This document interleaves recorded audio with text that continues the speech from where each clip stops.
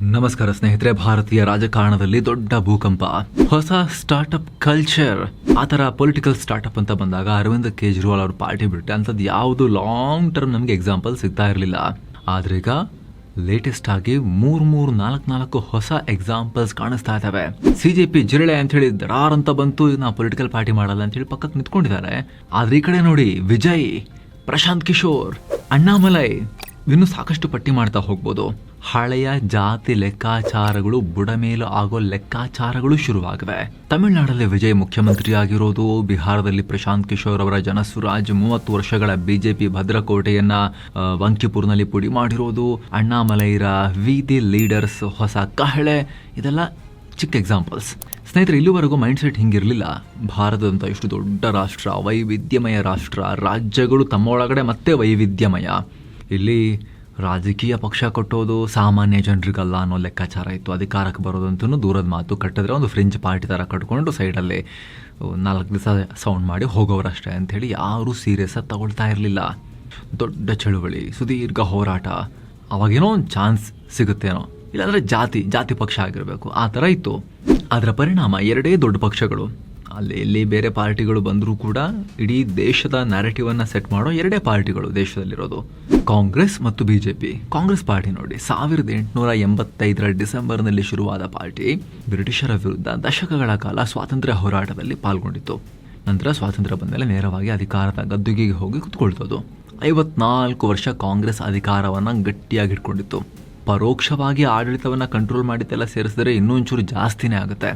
ಇನ್ನು ಈಗ ಅಧಿಕಾರದಲ್ಲಿರೋ ಬಿಜೆಪಿ, ಭಾರತೀಯ ಜನತಾ ಪಾರ್ಟಿ, 1980ರಲ್ಲಿ ಏಪ್ರಿಲ್ ತಿಂಗಳಲ್ಲಿ ಹುಟ್ಟಿದ ಈ ಪಕ್ಷಕ್ಕೂ ಜನಸಂಘ ಒಂದು ದೊಡ್ಡ ಬೇಸ್ ಕ್ರಿಯೇಟ್ ಮಾಡಿಕೊಟ್ಟಿತ್ತು.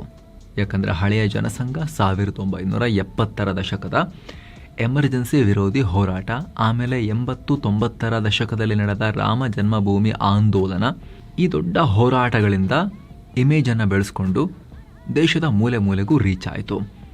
ಏನು 1974-75ರ ಟೈಮ್ನಲ್ಲಿ ಶುರುವಾದ ಜಯಪ್ರಕಾಶ್ ನಾರಾಯಣ್ ಅವರ ಮೂಮೆಂಟ್, ಭ್ರಷ್ಟಾಚಾರ, ತೀವ್ರ ಬೆಲೆ ಏರಿಕೆ, ನಿರುದ್ಯೋಗದ ವಿರುದ್ಧದ ಈ ಹೋರಾಟ ಬಿಹಾರದಲ್ಲಿ ಆರಂಭ ಆಗಿ ದೇಶಾದ್ಯಂತ ಹರಡಿತ್ತು. ಇದನ್ನು ಬೇಸಾಗಿಡ್ಕೊಂಡು ದೇಶದ ಹಲವು ಕಡೆ ಪ್ರಾದೇಶಿಕ ಪಕ್ಷಗಳು ಹುಡ್ಕೊಂಡ್ವು. ಆಮೇಲೆ ಅವೆಲ್ಲ ಜಾತಿ ಪಾರ್ಟಿಗಳಾದವು, ಅದು ಬೇರೆ ವಿಚಾರ. ಉದಾಹರಣೆಗೆ ಮುಲಾಯಂ ಸಿಂಗ್ ಯಾದವರ ಸಮಾಜವಾದಿ ಪಾರ್ಟಿ, ಲಾಲು ಯಾದವರ RJD ಎಲ್ಲ 90ಸಲ್ಲಿ ಶುರುವಾಗಿರೋದು, 1997. 2003ರಲ್ಲಿ ನಿತೀಶ್ ಕುಮಾರ್ ಅವರ JDU, ರಾಮ್ ವಿಲಾಸ್ ಪಾಸ್ವಾನ್ ಅವರ ಲೋಕ ಜನಶಕ್ತಿ ಪಾರ್ಟಿ, ಹಲವು ಪ್ರಾದೇಶಿಕ ಪಕ್ಷಗಳು JP ಮೂಮೆಂಟ್ನ ಮೂಲವಾಗಿ ಹುಡ್ಕೊಂಡ್ವು. ಕರ್ನಾಟಕದಲ್ಲೂ ಕೂಡ ಜನತಾದಳ, ಆಮೇಲೆ ಅದು ಒಡೆದು ಹೋಗಿ ನಿಮಗೆ ಗೊತ್ತಿದೆ ದೇವೇಗೌಡರದೊಂದು ಸಪರೇಟ್ ಪಾರ್ಟಿ ಆಯಿತು, JDS ಆಯಿತು. ಅದಾದಮೇಲೆ ಅದು ಅಗೇನ್ ಒಂದು ಜಾತಿಯ ವೋಟ್ ಬ್ಯಾಂಕನ್ನು ತುಂಬ ನಂಬ್ಕೊಂಡಿರೋ ಪಾರ್ಟಿ ಆಗೋಯಿತು. ಅದು ಬಿಟ್ಟರೆ ನಿಮಗೆ ತಮಿಳುನಾಡಿನಲ್ಲಿ ಪೆರಿಯಾರ್, ಅಣ್ಣಾದುರೈ ಇವರ ಈ ದ್ರವಿಡ ಚಳುವಳಿ, ದ್ರವಿಡ ಪಾಲಿಟಿಕ್ಸ್ನ ಫಲವಾಗಿ ನಾವು DMK, ಅಣ್ಣಾ DMK ನೋಡಿದ್ವಿ. ಆಮೇಲೆ ಕಮ್ಯುನಿಸ್ಟ್ರು ಭಾರತದಲ್ಲಿ 6ಕ್ಕೆ ಇರಲಿಲ್ಲ, 3ಕ್ಕೆ ಇಳಿಲಿಲ್ಲ. ಆಮೇಲೆ 2011ರಲ್ಲಿ ಅಣ್ಣಾ ಹಜಾರೆ ಹೋರಾಟವನ್ನು ಬಳಸಿಕೊಂಡು ಅರವಿಂದ್ ಕೇಜ್ರಿವಾಲ್ ಅವರ ಆಮ್ ಆದ್ಮಿ ಪಾರ್ಟಿ ಅನ್ನೋ ಪಕ್ಷ ಬಂತು. ಆ ಪಕ್ಷ ಕೂಡ ಈಗ ಅಳಿವು ಉಳಿವಿನ ಪ್ರಶ್ನೆಯನ್ನು ಎದುರಿಸ್ತಾ ಇದೆ. ಆದರೆ ಇಲ್ಲಿ ಒಂದು ಪ್ಯಾಟರ್ನ್ ಕಾಣುತ್ತೆ ನಿಮಗೆ, ಒಂದು ಹೋರಾಟ, ಒಂದು ಚಳುವಳಿ ಅದರ ಹಿಂದೆ ಇತ್ತು. ಆಮೇಲೆ ಅದು ಪೊಲಿಟಿಕಲ್ ಮೂಮೆಂಟ್ ಆಗ್ತಾ ಇತ್ತು. ಹೀಗೆ ಇತ್ತು ಯಾವಾಗಲೂ ಕೂಡ. ಆದರೆ ಇವತ್ತು ಭಾರತೀಯ ರಾಜಕಾರಣದ ಈ ಹಳೆಯ ಸಿಲೆಬಸ್ ಕಂಪ್ಲೀಟ್ ಆಗಿ ಔಟ್ಡೇಟೆಡ್ ಆಗ್ತಾ ಇದೆ. ಈಗ ಪೊಲಿಟಿಕಲ್ ಸ್ಟಾರ್ಟ್ಅಪ್ ಕಲ್ಚರ್ ಶುರುವಾಗ್ತಾ ಇದೆ. Good development. 2 ಫೆಬ್ರವರಿ 2024ರಲ್ಲಿ ತಮಿಳು ನಟ ತಲಪತಿ ವಿಜಯ್ ತಮ್ಮ ತಮಿಳಿಗ ವೆಟ್ರಿ ಕಳಗಂ ಪಾರ್ಟಿಯನ್ನು ಲಾಂಚ್ ಮಾಡಿದ್ರು. ಬರೀ 2 ವರ್ಷಗಳಲ್ಲಿ, ಅಂದರೆ ಮೇ 2026ರ ತಮಿಳುನಾಡು ಎಲೆಕ್ಷನ್ನಲ್ಲಿ 233 ಸೀಟ್ಗಳಲ್ಲಿ ಸ್ಪರ್ಧೆ ಮಾಡಿ 108 ಸೀಟ್ ಗೆದ್ಕೊಂಡ್ರು. ಬಹುಮತಕ್ಕೆ ಹತ್ತಿರ ಬಂದರು. ಆಲ್ಮೋಸ್ಟ್ 35% ವೋಟ್ ಶೇರನ್ನು ಪಡ್ಕೊಂಡ್ರು. ನಟ ಆಗಿದ್ದವರು ಇನ್ಮೇಲೆ ನಟನೆ ಮಾಡಲ್ಲ, ಇನ್ಮೇಲೆ CM ಅಂತೇಳಿ ಸೀದಾ CM ಆಗಿಬಿಟ್ರು. ಯಾವುದೇ ಸಾಂಪ್ರದಾಯಿಕ ಚಳುವಳಿ, ಜಾತಿ ಹೋರಾಟ ಇಲ್ಲದೆ ಬರೀ 2 ವರ್ಷದಲ್ಲಿ CM ಕುರ್ಚಿ ಹಿಡಿದಿದ್ದು ಭಾರತದ ರಾಜಕೀಯ ಇತಿಹಾಸದಲ್ಲೇ ಒಂದು ಅನ್ಬಿಲೀವಬಲ್ ರೆಕಾರ್ಡ್. ನಿಜ, ಅವರೊಬ್ಬ ಸಿನಿಮಾ ಸ್ಟಾರ್ ಆಗಿದ್ರು, ಅದು ಅವರಿಗೆ ಮೈಲೇಜ್ ಕೊಡ್ತು. ಇನ್ನು ಬಿಹಾರದಲ್ಲಿ ಪ್ರಶಾಂತ್ ಕಿಶೋರ್, ಇವರು ಕೂಡ ಬಿಹಾರದಂಥ ಜಾತಿ ಕೇಂದ್ರಿತ ರಾಜಕಾರಣ ನಡೆಯೋ ರಾಜ್ಯದಲ್ಲಿ ಯಾವುದೇ ದೊಡ್ಡ ಜಾತಿಯ ಬೆಂಬಲ ಇಲ್ಲದೆ ಬಿಜೆಪಿ ರಾಷ್ಟ್ರಾಧ್ಯಕ್ಷರ ತವರಿನಲ್ಲೇ ಬಿಜೆಪಿಯನ್ನು ಸೋಲಿಸಿದ್ದಾರೆ. ಇತ್ತ ತಮಿಳುನಾಡಿನಲ್ಲಿ ಅಣ್ಣಾಮಲೈ ಅವರು ಬಿಜೆಪಿಯಿಂದ ಹೊರಬಂದು ಇದೇ ಜೂನ್ 2026ರಲ್ಲಿ ವಿ ದ ಲೀಡರ್ಸ್ ಅನ್ನೋ ಹೊಸ ಪೊಲಿಟಿಕಲ್ ಮೂವ್ಮೆಂಟ್ ಶುರು ಮಾಡಿದ್ದಾರೆ. ಶೀಘ್ರ ಹೊಸ ಪಾರ್ಟಿ ಲಾಂಚ್ ಮಾಡೋ ಉತ್ಸಾಹದಲ್ಲಿದ್ದಾರೆ. ಮಿಲಿಯನ್ ಜನ ಅವ್ರಿಗೂ ಕೂಡ ಬೆಂಬಲವನ್ನ ಕೊಡ್ತಾ ಇದ್ದಾರೆ. ಹಾಗಿದ್ರೆ ಜನ ಹೊಸ ಪಕ್ಷಗಳಿಗೆ ಈ ರೀತಿ ಬೆಂಬಲ ಕೊಡೋಕೆ ಏನ್ ಕಾರಣ? ಜನರ ಮೈಂಡ್ ಸೆಟ್ ಕಂಪ್ಲೀಟ್ಲಿ ಚೇಂಜ್ ಆಯ್ತಾ? ಎಸ್, ಜನರ ಮೈಂಡ್ ಸೆಟ್, ಅದರಲ್ಲೂ ಕೂಡ ಯುವ ಜನರ ಮೈಂಡ್ ಸೆಟ್ ಚೇಂಜ್ ಆಗ್ತಾ ಇದೆ.